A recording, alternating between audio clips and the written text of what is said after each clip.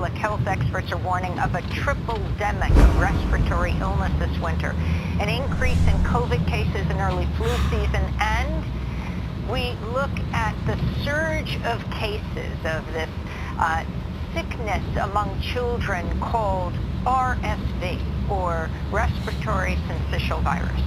Some hospitals in the U.S. already filled to capacity. How's everyone doing out there in cyberspace land? Oh man, I'm just a little exhausted. I'm coming off this. Well, hopefully I'm coming off this crud. Not sure what it is. Cold or something.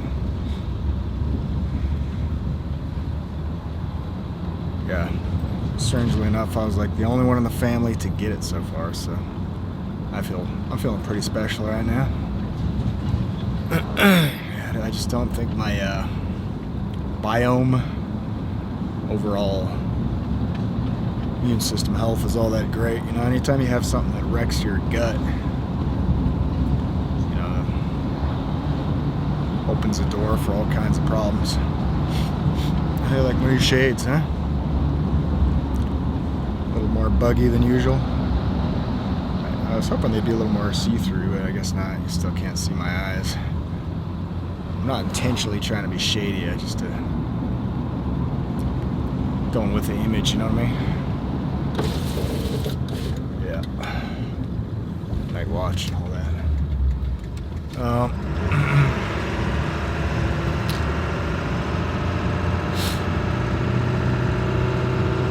Give me a second. Alright, I'm back. So I've heard from multiple sources now. One of them was a friend in Missouri. Brought his kids into the hospital, and this was a few weeks ago now, and he's telling me how the hospital was just overran with kids, sick kids. And now the latest, here in Colorado anyway, I'm assuming it's probably everywhere, but on the local news, it's all about this, I think, what is it, RSV, upper respiratory virus in kids. I don't know about you, but I've never heard of that before. Never. And there's an outbreak, or I mean, at this point, you can call it a pandemic, right? You can call just about anything a pandemic. So there's this pandemic of children getting sick. I think it's anywhere from like 2 to whatever it is, 15 or so years old, with this upper respiratory virus, and it just popped up. I didn't have time to read through it all, but I was just like, you know what the heck is this RSV? And so I look it up, and man, one of the first articles is like, you know what, COVID might make children more susceptible, right? Because even on the local news, the news clowns interviewing some of the local physicians, even they say, I think it was John Hopkins or something, wouldn't release the information, the number of actual children that they're seeing right now. I was like, why not? What do you guys got to hide? Yeah, even the local doctor, physician, whatever, said unusual. It's not unusual, but the amount of kids coming into the hospital is unusual. And so I look it up. One of the first articles says coronavirus might increase children's inability to fight off this RSV.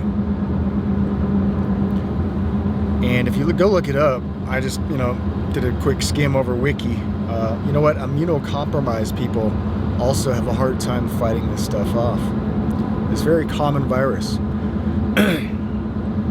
Anybody who's been paying attention to my show, as many times as I've had videos banned over this, you should know by now I can't really talk on this topic too much on this platform. Now, if you go over to BitChute, I might hit you up with a few more details, but Bigtree, he's interviewed a lot of experts. The Highwire is his show. Pretty big time. Got a chance to meet him in Fort Collins, and the Mandate Madness rally and all that. Give me a little shout out. Hey everybody, tune in to Nightwatch N8, man. This guy's risking everything to tell you the truth, so you better give him a shot. He's a pretty cool guy, down to earth. Warrior, man. That guy's, his eyes, I thought I looked tired at times. This guy looks like he never gets any sleep. And I can't imagine running a show like that. You got to constantly be on point, do your own research. Yeah, it's got to be taxing after a while on the brain and your overall health, actually. One thing I've learned lately, I'm still dealing with a lot of drainage here, so pardon me. A lot of mucus, man. I don't know. It's whatever. One thing I've learned is that how important it is to get sleep with this continued whatever it is that I have. Definitely one of the biggest sins, I guess, health sins that I've committed over the years, and this is decades now. It's not enough adequate sleep, That's, I guess, why I call myself Nightwatch N8, right? Because I'm such a night owl. I thought about night owl, actually, for a podcast, but it was already taken, so... and some different connotations there with the occult, the Bohemian Grove, the owl, and all that.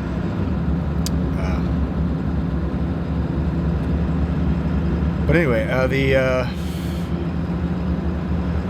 sleep is essential. So we all need to get more sleep. I know I look a little weird at times, but lighting. Anyway, what am I saying? I think this whole COVID cover thing, I'm just going to start calling it COVID cover for every anomaly in the data, every potential death or strange health condition that particularly shows up in the youth because, it's not normal for kids to have, say, heart inflammation, right? So those cases are going to show up a lot more often. They're going to be more prominent, more obvious. And I think it's all too convenient that, the U.S. and the Chinese government kind of got together with this little plot. And, the most evil mastermind serial killer of all time, Dr. Fauci and company. And Trump was the bumbling idiot, I guess, who just listened to these freaking criminals. Tony, your reputation is second to none. I think we all agree with that. You have to agree with that, John, right? And you have no choice. Indeed, sir. But the fact is, it is, in this case, it's true. And we're very lucky to have you.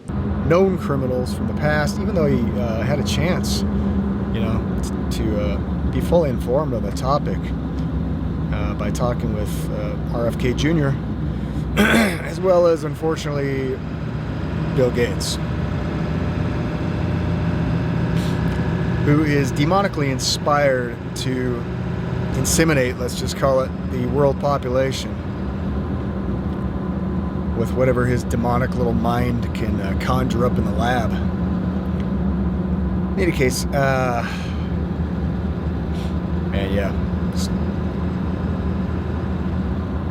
it's pure evil, all right? And I don't know if you've done this yet, this little journey down the rabbit hole, but if you haven't yet, give it a shot. Type into Google, died suddenly. Those two words, died suddenly. And see what pops up. And I can guarantee you'll see millions upon millions of recent articles. And I know this, I try to filter out my own and other people's confirmation bias, because I want to be honest, I want to seek the truth, and I want to find the truth. I don't want to just, create the truth within my own mind and be comfortable in this little bubble and, not let anybody pop that bubble with contradictory information, if that makes sense. So I'm sure there were, let's just be the devil's advocate here. It's kind of one of those things. You look for it and you find it, right?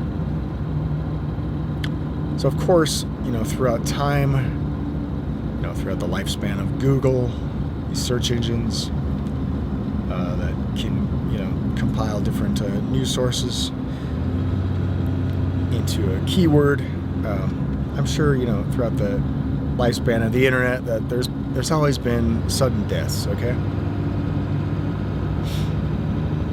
But I can pretty much guarantee you there hasn't been this kind of a tsunami of died suddenly articles, especially in young people. Especially in the youth. And man, one of the first ones that popped up, and it was the most Orwellian. I couldn't think of a more Orwellian title for this article. Only 15. Died of complications from COVID the day that she got the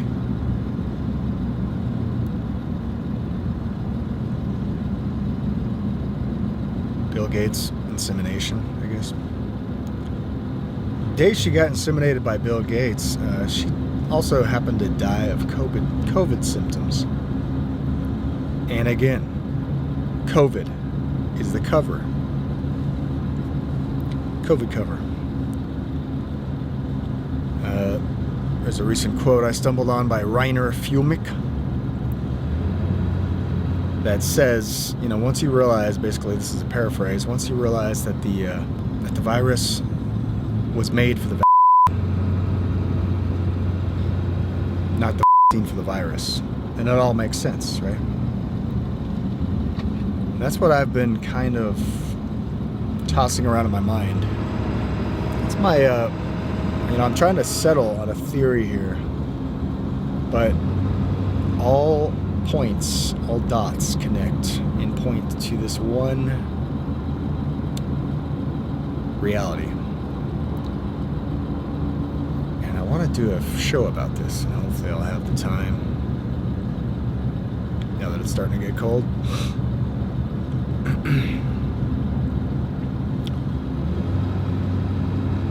But just to cover it on a light note here, just give you a little sip. All these PCR generated, these COVID counts, these false positives, this incredible death toll, which I don't even believe, the numbers coming out of the U.S. when we have, 3 times the amount of deaths, I think it is, than parts of Europe and other, modern, Western, civilized countries. Now, conveniently, wasn't it also the U.S. who led the charge against this war on an invisible enemy? Along with its corporate fascist relationships with these criminal cartel organizations in the healthcare business, of course, because there's no better business, there's no better way to make a killing than through healthcare.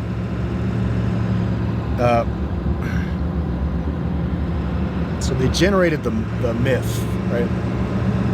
Remember back in the day that Joseph Campbell Power of Myth series, I think it was on PBS. And I was always fascinated. There's all these different, like Gilgamesh, there's these different flood myths and these myths that transcend, separations between cultures, between land masses.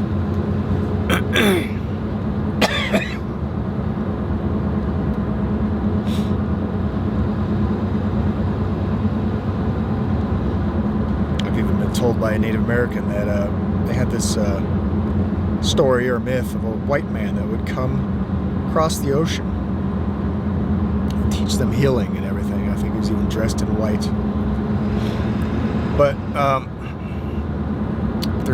there's truly power in a good story, in a good myth, in a good narrative, right? That's the common phrase lately, you know, the mainstream narrative, the establishment narrative.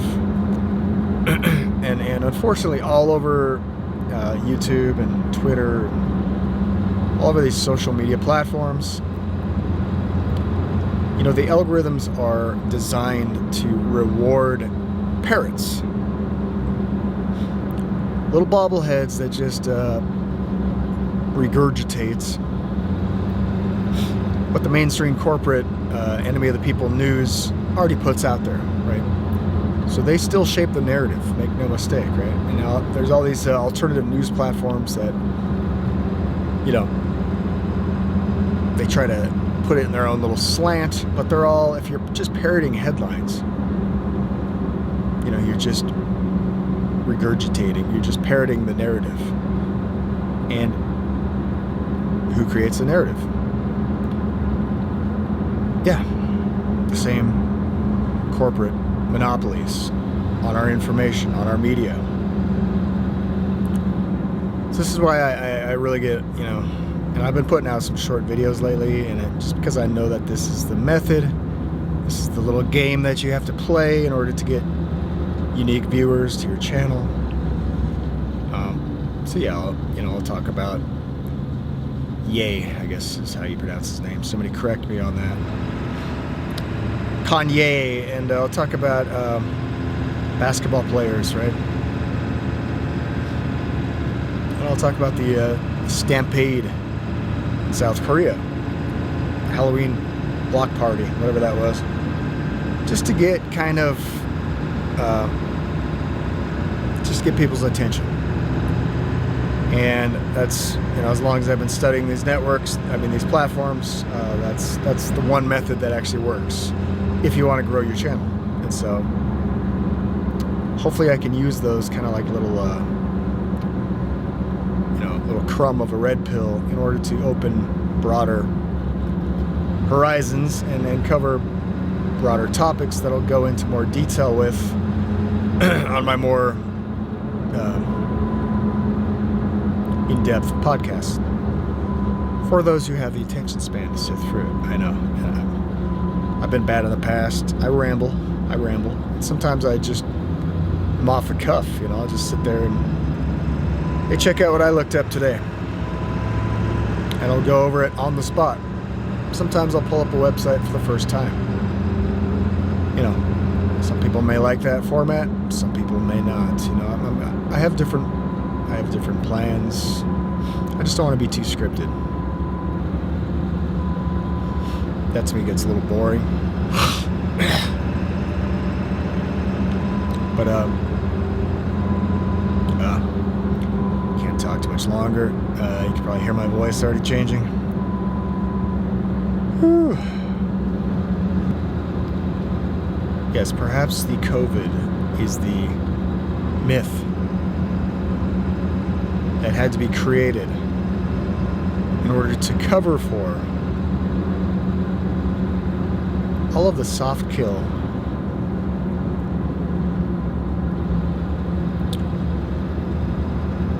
silent war methods of culling the population that would follow. And isn't it convenient that, you know, they have so rigged the data that you could call just about anything COVID, right? And all you need is a faulty PCR false positive, and all you got to do is crank up the amplifications on the PCR test to ensure that you get, you know, a good 80% false positives whenever you want. You know, whoever sets the standard, right? You got to have some kind of standard to measure something. Well, the problem is you have the foxes creating the standard for the doorway into the coop, let's just say, chicken coop. And we have the fox making the standard. He's going to make that doorway big enough for a fox to get through, and not just a chicken. We know high false positive rates are due to high CTs, and Canadian and world experts agree it should not be more than 25 cycles. Yet, according to the Journal of Virology, Ontario labs are testing samples at 38 to 45 cycles. And this is how they run these PCR tests. And this is what the inventor, Carrie Mullis, said, that these things were never designed. You find what you look for, to go back to the Google search. Died suddenly. If you haven't done it yet, I suggest you try it. It is definitely a rabbit hole moment. Once you type that in and hit enter into Google. And there's lots of celebrities. There was just a man that popped up. Man, I can't remember his name, my bad. But he's a Republican congressman, I think. Minority leader from Colorado who at 55 just died suddenly. Weird, huh? Weird. And more people are noticing it now, to where, in the Twitter feeds, in the article comments, people are like, I wonder if he got Bill Gates' insemination, Weird.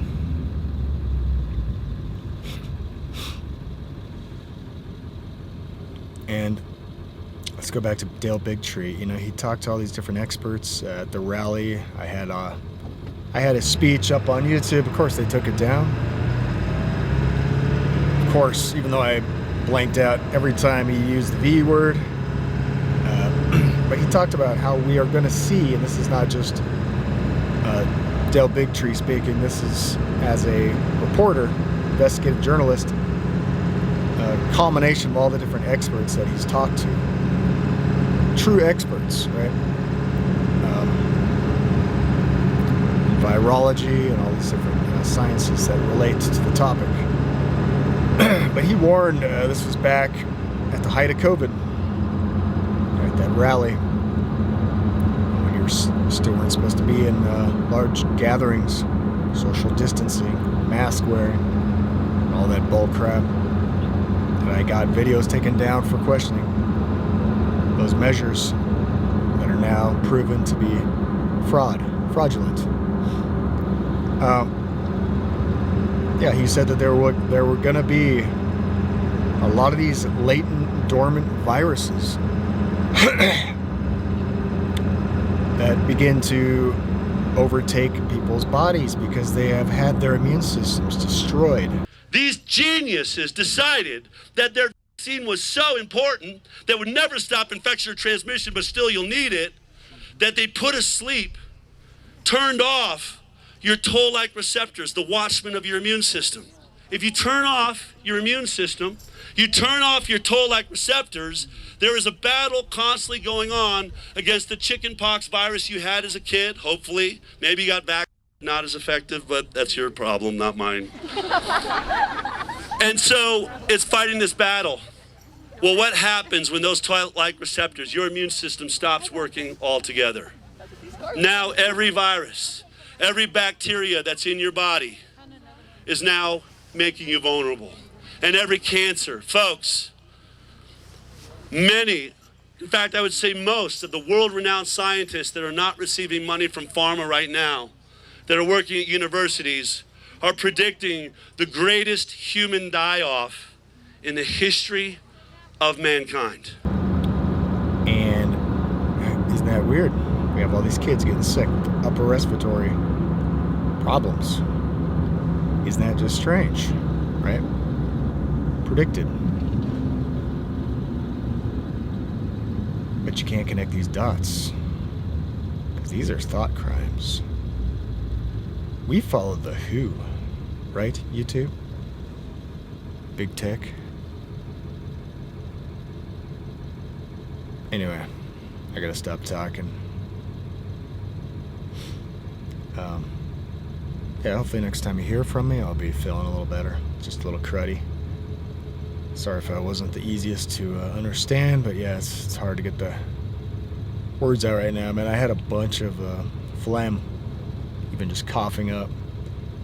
So I have a little upper well, upper respiratory is up here, but lower respiratory is what you got to worry about once it starts to. So I guess I might have had a little in between, maybe a little tad bit of lower respiratory infection going on. But you know what? And I've talked to some friends of mine, let's just say. Some friends of mine. And, you know, I've made the... can't see the timer on this video. Okay. I've made the promise to them and to myself. You know, no matter what kind of evil spin they hit the population with next, right? Like one well-known friend of mine, let's just call him Chief, he brought up the idea that, you know what if they release another really deadly virus, like, you know, they've conjured up in one of these labs, like in Wuhan, and this time the vaccine actually is effective on that strain, and, you know, all these people that learned and all these people that were skeptical the first go-round are going to be actually hit, because they're going to be too stubborn, these bitter clingers to the freedoms. You know, and that's what I asked early on too. Why would they want to keep us alive, right? The people that distrust government, us stubborn nationalist, freedom-loving types. Why would they want to keep us alive, right? And then I also thought, well, they don't really care. They just want to, you know, cull off a certain amount of the population. That's the agenda, ultimately. But maybe, you know, who knows? Either way, you know, I've made the pact with God, ultimately with myself, with these friends that I've talked to, that I'm not going to take nothing that they come up with. Nothing. Like I said from the get-go, you know, I'd rather die from a sneeze than die on my knees. And you can't scare that out of me. You can't threaten that out of me. You can't take things away that'll take that out of me. Hell no. I'll make a stand for truth, for freedom. Ultimately, the biggest stand we got to make is for God, and to remain loyal to Him, faithful to God, as opposed to man and this corrupt, evil world. And they worship the God of forces, like it says in Daniel. And that's all they know, is to force people to do what they want them to. Ultimately, the mark of the beast, it'll come down to forced worship. And so if you don't overcome these little hurdles, these little challenges, you're not going to overcome the mark of the beast. You're not going to be willing to give up all in order to be faithful, in the end, to God. Anyway, I can't talk anymore. Thanks everybody for listening. This is Nightwatch N8. God bless. I'll catch you later. I'm signing out. Symptoms, he says, that make parents wonder if their child has RSV. And it's not just him taking notice of what he calls an unusual outbreak. No one would typically see RSV cases at the end of summer, which we did, or this much in the fall, which we are. Many of these kids have not had RSV for 1 or 2 or 3 years because of the pandemic. So they're probably just not as well defended against it. Since the start of October, the State Health Department says there have been 292 RSV-related hospitalizations in the Denver metro. Right now, 95% of hospitalizations are among children. Little piece of you